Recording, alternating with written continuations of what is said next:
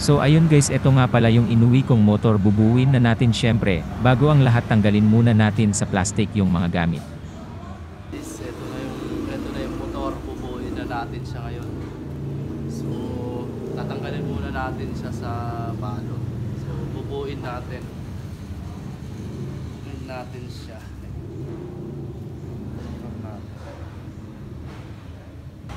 So eto, na baklas ko na lahat ng plastic. Ito na yung mga parts na binaklas ko noon at pinadala ko sa box.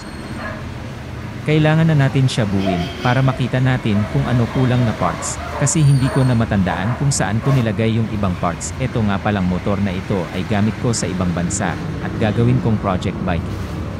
Hindi ko alam kung kaya ko pa itong buuin, kasi magaling ako magbaklas, pero hindi ako magaling magbalik. So yung gulong hindi ko na dinala kasi malaking space sa box. Ito yung headcam, Sushan stator shock, at kung ano-ano pa. Syempre, hindi mawawala yung kepe. Para pantanggal pagod, mahirap din magkabit at magbuo ng motor. Kaya let's go, umpisahan na natin. At di inaasahan na lowbat ang cellphone ko, kaya hindi ko na na-video yung buong pangyayari. At eto na nga, nabuo ko na. Syempre, walang gulong, dahil di pa ako nakakabili. Isang malaking problema yung stator, nawawala magneto signal, hindi ko alam anong tawag doon. Magulo pa yung mga wiring niya, kailangan pa. Ayun, mahirap pala mag-isa gumawa ng motor.